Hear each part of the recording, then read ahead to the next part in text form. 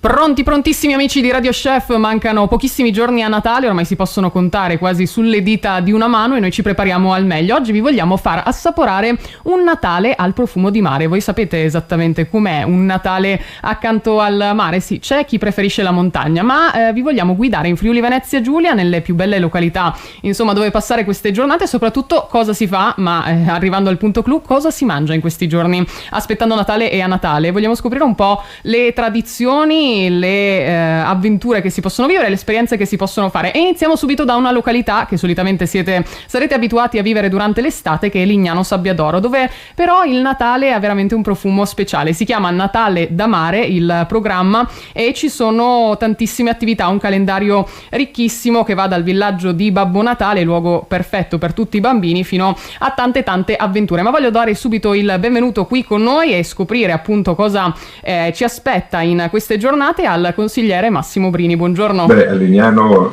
veramente quest'anno si può vivere di tutto e di più, a iniziare dal presepe di sabbia, che quest'anno l'abbiamo fatto ancora più grande ed è veramente bellissimo e richiama tutte le tradizioni del cibo quotidiano nella nostra regione.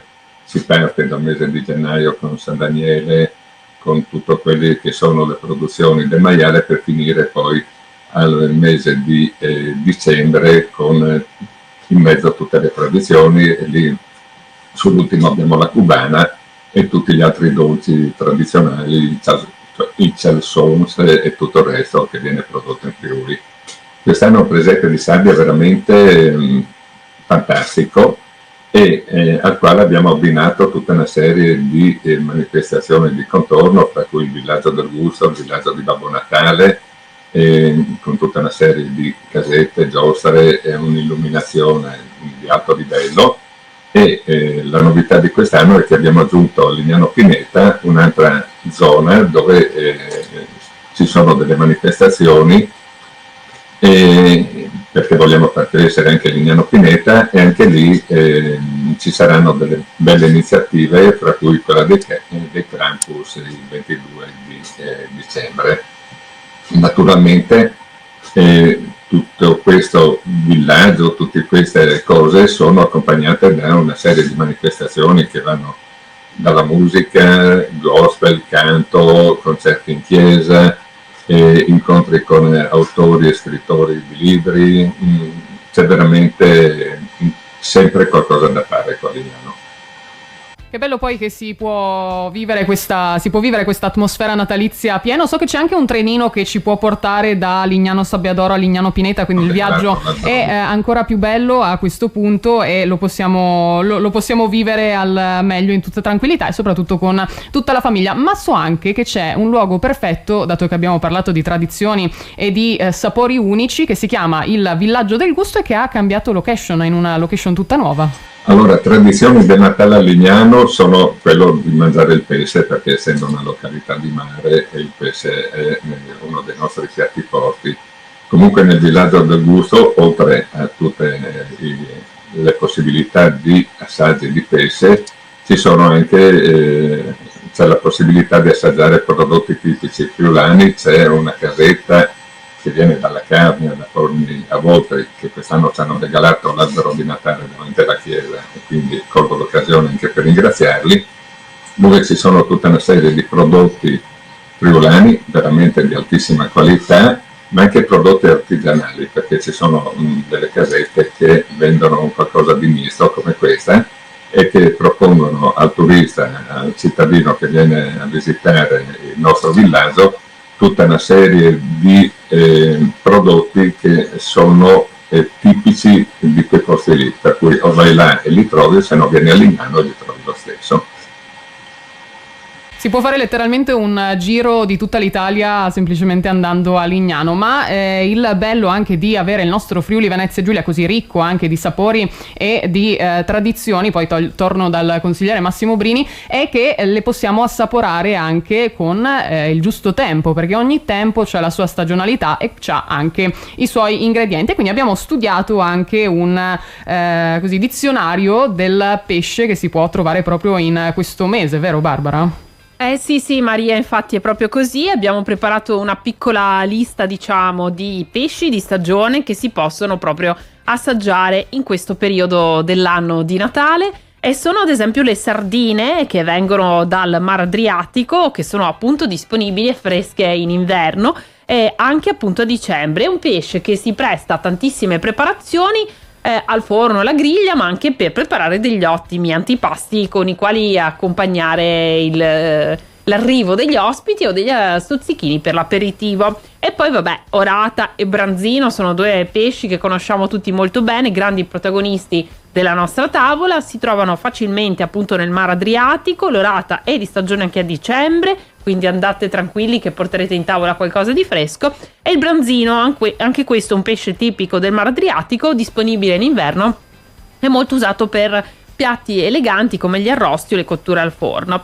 Ancora però possiamo osare con l'anguilla, un pesce che si trova ovviamente nelle acque dolci dei fiumi e lagune friulane, molto apprezzata in cucina soprattutto nei mesi invernali. Si prepara alla griglia oppure in umido, o ancora il gambero di fiume nei fiumi della nostra regione come il tagliamento, una prelibatezza proprio tipica per numerose e varie preparazioni. E poi vabbè, la trota, che a me piace moltissimo, e ce ne sono insomma nel nostro territorio sia di fiume che di lago, ad esempio lago di Fusine, lago di Cavazzo, ma anche ad esempio molto più vicini, in molti comuni del Friuli Venezia Giulia, che sono fresche d'inverno e si preparano anche queste al forno alla griglia, oppure adesso ci sono anche degli ottimi preparati per poterla inserire anche nei vostri antipasti. E il baccalà è un grandissimo protagonista tutto l'anno, ma anche d'inverno, di tantissimi piatti invernali, soprattutto della tradizione triestina. Il baccalà insomma lo si può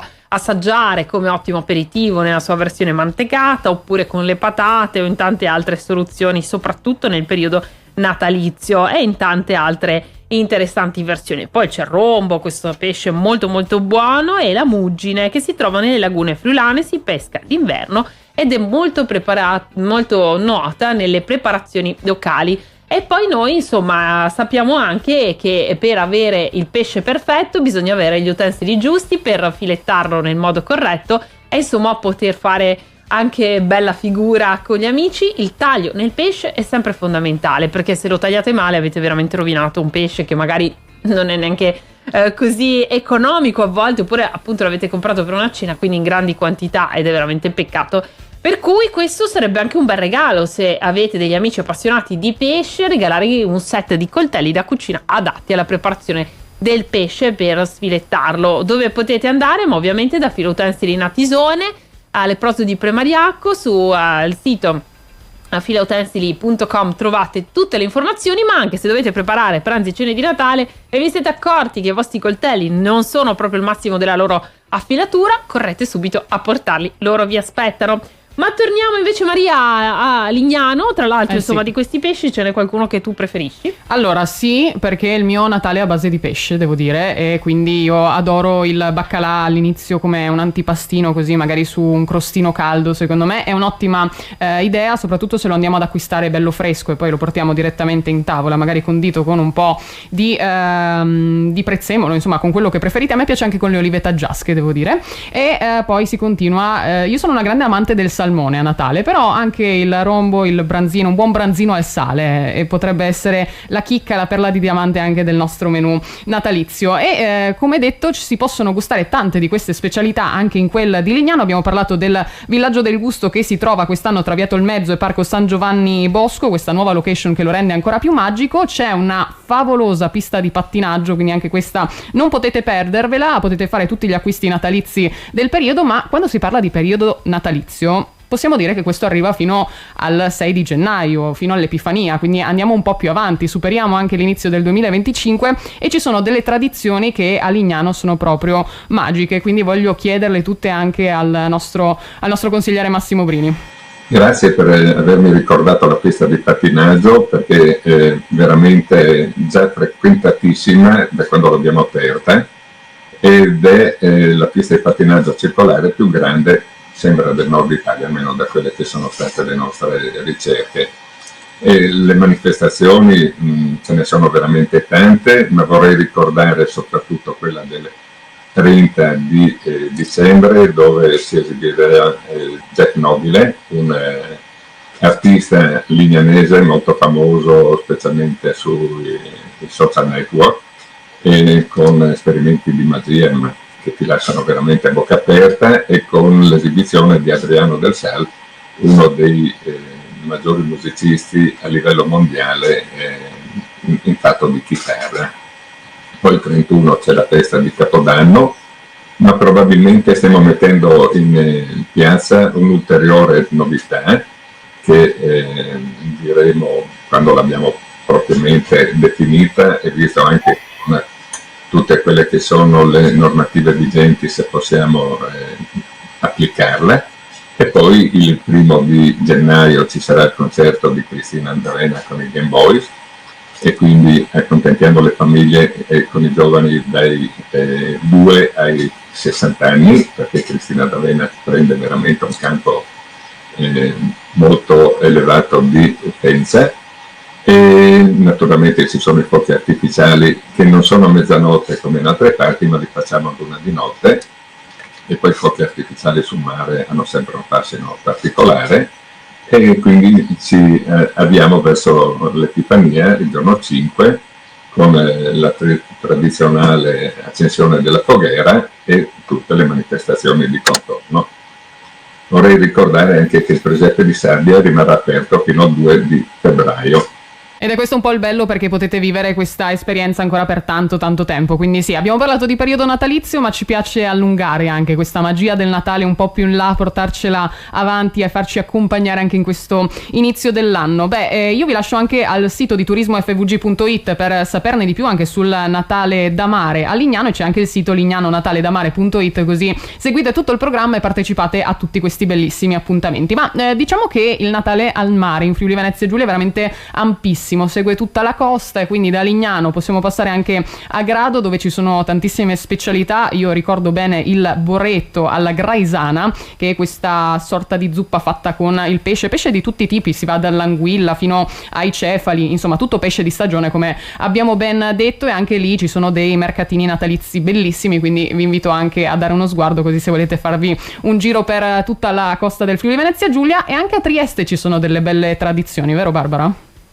Oltre ai mercatini che naturalmente stanno invadendo la città, è una piazzonità veramente unica, dove l'atmosfera è fantastica, è eccezionale, vieni proprio avvolto dall'atmosfera attraversando questa piazza sul mare, ma ci sono delle ricette ovviamente che fanno parte della tradizione triestina. Trieste, che è una città sul mare, ma che sul mare si affaccia anche il meraviglioso Carso, e ci dà l'opportunità di approfittare per qualche bella passeggiata se abbiamo mangiato troppo, e poi nelle belle giornate d'inverno, magari con un po' di bora o subito dopo una giornata di bora, il panorama è veramente eccezionale, si vede il mare risplendere e il sole alla fine scalda. E allora, dopo una bella passeggiata, che cosa facciamo? Ma approfittiamo per festeggiare in uno dei locali tipici del territorio e mangiare una buona iota, che ci permette proprio di recuperare la stanchezza e riscaldarci. Cosa ci servirà? Andiamo a scoprire questa ricetta di Elda Tolloi di Fogliano di Re di Puglia, della iota triestina. Per 4 persone avremo bisogno di 400 g di fagioli, 1 kg di crauti, 100 g di pancetta affumicata, 2 patate e 200 g di prosciutto, una salsiccia nostrana, 3 cucchiai di farina, uno spicchio d'aglio, una cipolla, alloro il rosmarino, olio extravergine d'oliva, sale e pepe. Andremo a lasciare i fagioli in ammollo per una notte in 4 litri d'acqua. Il giorno successivo uniamo una foglia di alloro, la cipolla tritata sottile, il prosciutto, la salsiccia, la pancetta, le patate tagliate a pezzi non troppo grandi, e andremo a cuocere il tutto per circa un'ora. In una padella rosoliamo l'aglio, 2 cucchiai di farina, rosmarino tritato, aggiungeremo i crauti e cuoceremo il tutto per circa 30 minuti. Nel frattempo passeremo metà dei fagioli nel passaverdure, aggiungeremo i crauti nella pentola con i fagioli e cuoceremo il tutto per 15 minuti, facendo attenzione che il composto non si attacchi al fondo. E poi chi dice che la minestra riscaldata non è buona, forse voi non lo sapete, ma la iota riscaldata è ancora più buona di quando la mangiate appena fatta.